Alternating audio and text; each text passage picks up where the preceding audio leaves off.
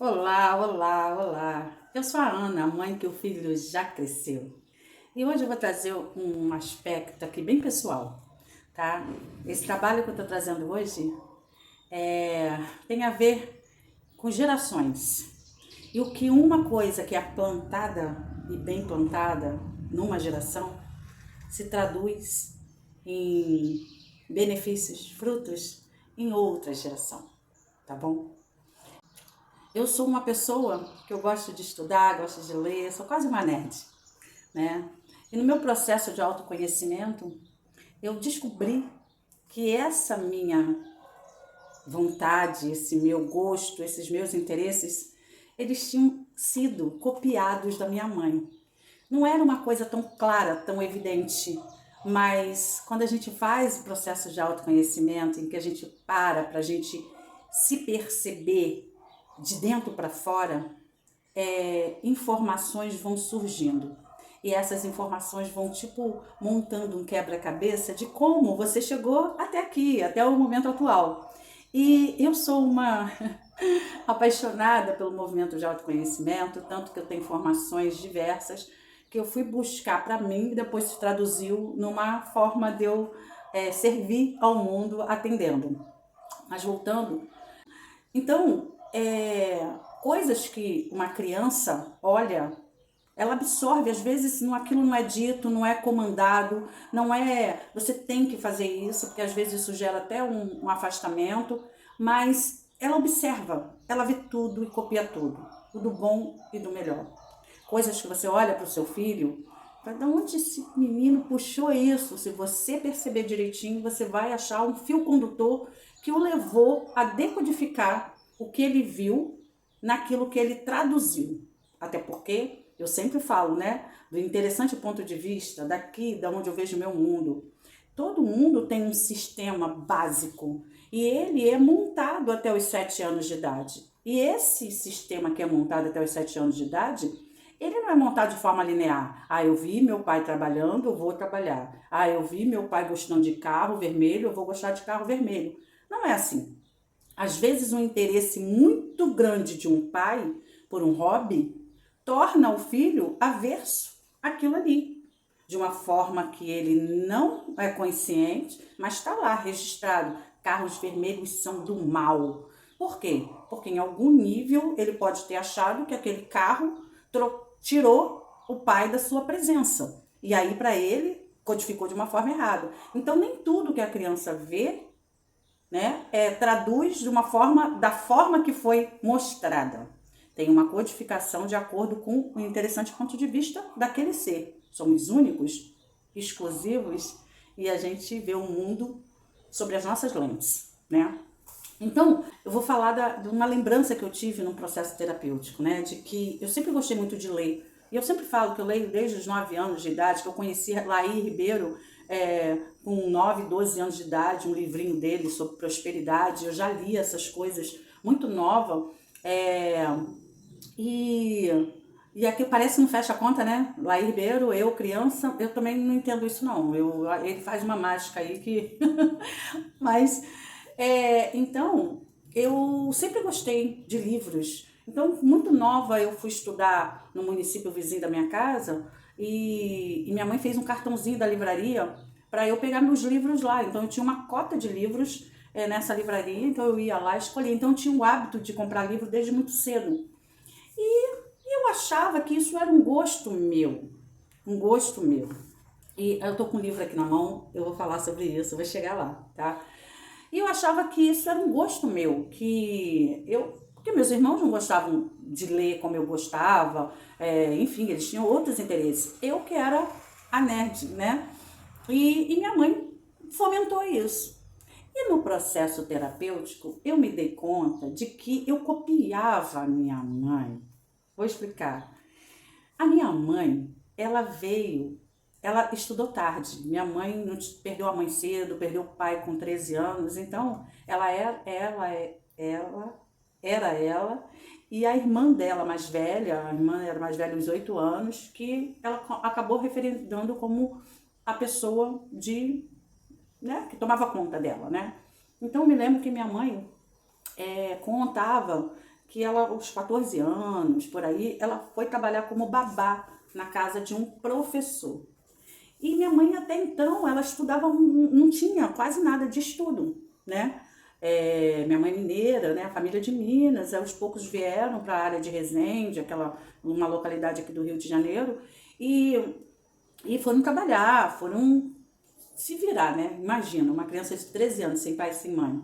A irmã mais velha com 20 tendo que se virar e tomar conta dela e da outra, mais nova, que estava alocada na casa de uma outra pessoa. Depois eu conto essa história, se vocês quiserem, eu coloco aqui, se quiser conhecer a história da minha mãe, da minha família.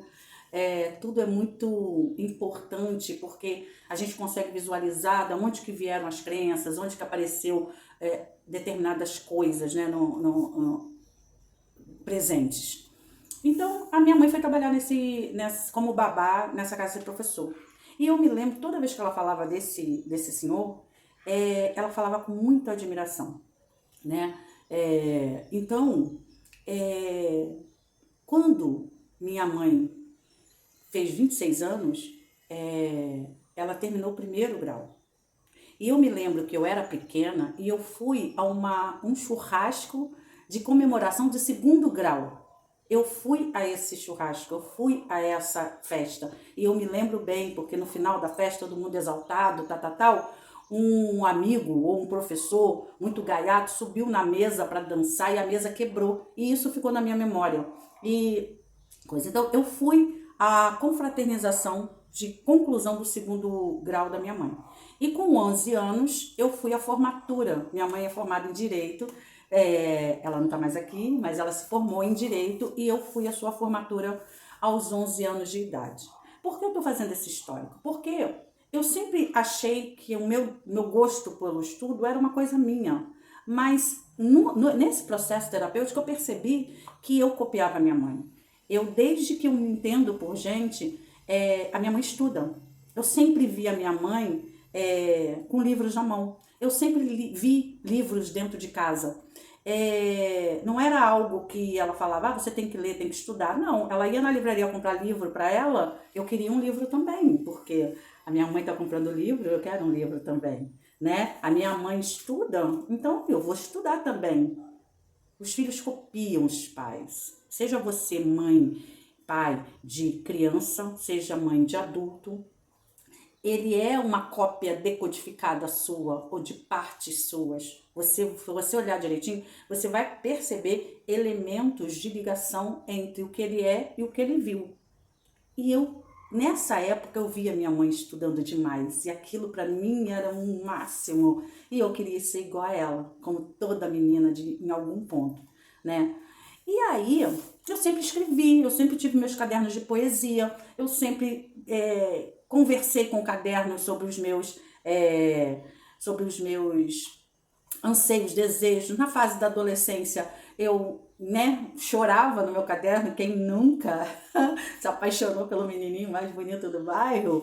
E esse menininho, ele ficava tão convencido de que não dava confiança para você, porque tinha todas as menininhas fazendo ai, ai para ele. Enfim, então tinha meus cadernos de poesia e engraçado que eu gostava de mostrar, mãe, fiz mais uma poesia, mãe, fiz mais uma poesia.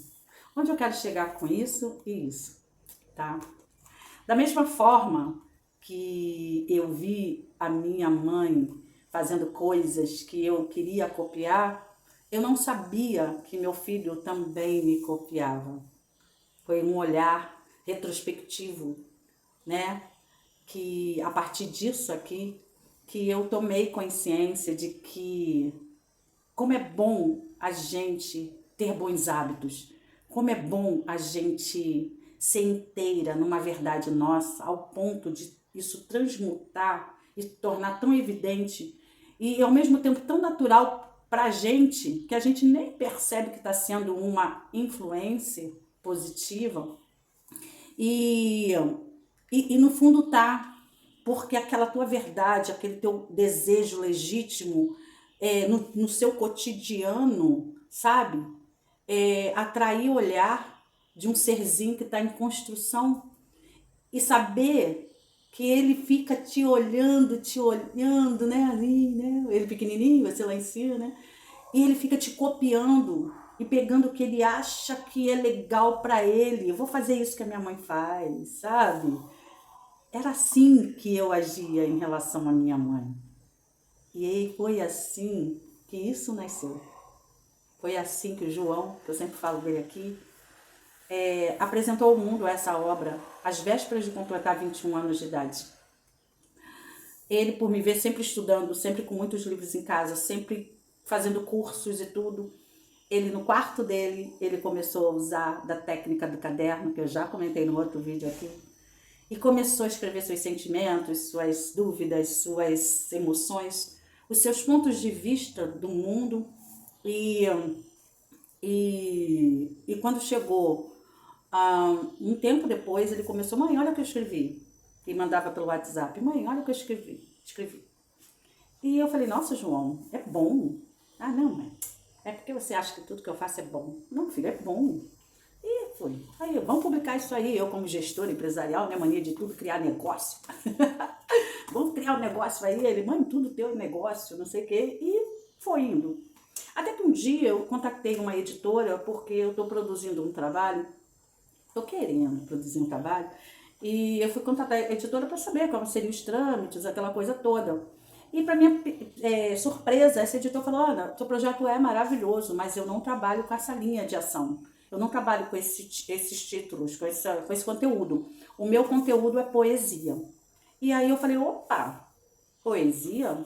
Tá. Quando eu tiver chamada, você me avisa, porque meu filho tem muitas poesias. Quem sabe ele não publica com você. Foi coisa de mãe. E aí eu comentei: não, a gente tá com chamada aberta. Falei: vai lá no Instagram, patati patatá, ok. João, eu tava fazendo uma reunião com uma editora, só que não serve para mim porque ela não trabalha com o que eu faço. Mas ela tá com chamada aberta para poesia. Será que não tá na hora de você mostrar a sua obra para o mundo? Ela vai selecionar, pode ser selecionado ou não. Como seria, né? Aquela coisa bem terapêutica, como seria se você enviasse o seu material para ela e ela vai ver se ela vai gostar, se não vai gostar. Ela é uma pessoa de letras, ela não é uma editora, ela é uma autora, ela é formada, é uma editora consistente, estão começando, mas ela sabe o que faz. Aí ele: tá, mãe, pode mandar. Pela minha surpresa, ele quis mandar. E aí mandou, e aí virou isso aqui. Esses poemas não são de verdade. É uma obra do João Luiz Brito, meu filho, publicada antes dele completar 21 anos, faltando um mês para ele completar 21 anos. E aqui, dentro dessas páginas, tem um poema que eu acho lindo, que ele fala: eu não sou poeta. E o livro dele, esses poemas não são de verdade. Porque, na verdade, esses poemas não são de verdade porque eles são, antes de serem poemas, eles são momentos de solidão, momentos de dúvida. É uma conversa com ele mesmo, um desabafo sobre alguma injustiça que ele viu na rua. Antes de ser poema, era uma fonte dele liberar emoções que ele não estava entendendo. Antes de ser poema, era só um parceiro de troca para poder colocar as ideias no lugar. Da mesma forma em que eu usava os meus cadernos para poder serem meus companheiros de conversas, aquelas conversas difíceis que você não tem como fazer com ninguém a não ser aquelas linhas ali escritas que eu herdei da minha mãe, sabe-se lá como, porque também ela tinha hábito de escrever. E aí virou. A minha mãe se formou no nível superior com 40, não, eu tinha 11 anos, ela tinha 40, por aí. Meu filho, eu sempre escrevi, tenho até hoje, eu encontro cadernos com as minhas poesias espalhadas por aí. Sempre usei caderno terapêutico como um caderno terapêutico e saía muitas coisas muito legais. Qualquer dia eu coloco aqui na descrição algumas peças minhas, apesar de não ser a minha escrita, né, que eu uso como o meu livro, né, que eu vou publicar, não vai ser de poesia, mas eu escrevo muito e sai muita coisa legal, porque sai da alma da gente. Quando você se coloca num papel, você tem como retorno muitas coisas muito lindas, às vezes até melhores do que uma conversa de bar, uma conversa com uma amiga, que não está no mesmo ponto de vista que você está, não está enxergando o mundo da mesma direção que você está enxergando. Um amigo, uma pessoa confidente, ela pode até ter um tentar se colocar no seu lugar e chegar bem próximo disso, mas o seu caderno, ele é algo que ele faz a devolutiva real, sabe? O que você vê ali depois, primeiro que você às vezes nem reconhece o que está escrito ali. Foi eu que escrevi? E segundo, que quando você lê de volta aquilo, traz uma devolutiva tão interessante sobre você, sobre aquele momento, que é muito mágico. Eu recomendo, já recomendei em outros vídeos. Mas voltando aqui a isso aqui, esses poemas não são de verdade. É a materialização daquilo tudo que começou lá com a minha mãe. O desejo dela de começar a estudar tardiamente, de se formar com quase 40 anos, de eu presenciar a conclusão do ensino médio, né, na época, segundo grau que ela teve, enfim. Os meus desejos, as minhas leituras, os meus estudos, tudo que eu fiz, meu filho vendo, e na geração dele se traduziu numa obra publicada, um livro incrível, uma autoconsciência maravilhosa que eu desejo para todas as mães, com filhos de qualquer idade, que os seus filhos cheguem a uma autoconsciência antes do que você está chegando. Porque, eu volto a falar, a nossa geração, ela tem que produzir frutos melhores. A cada geração tem que produzir frutos melhores. E a gente vê que uma semente que a gente plantou lá atrás está florescendo e frutificando coisas boas. Gente, isso não tem preço. É o que eu desejo para todas as mães dessa mãe que o filho já cresceu. Tá? Vou deixar o link aqui, quem quiser conhecer essa obra, é incrível. E é incrível mesmo, porque é autorreflexiva e traz muito ensinamento de como você fazer o teu próprio caderno, né? Que você pode fazer de qualquer jeito e quem sabe não vira uma obra também. Se não sua, do seu filho, por copiar você.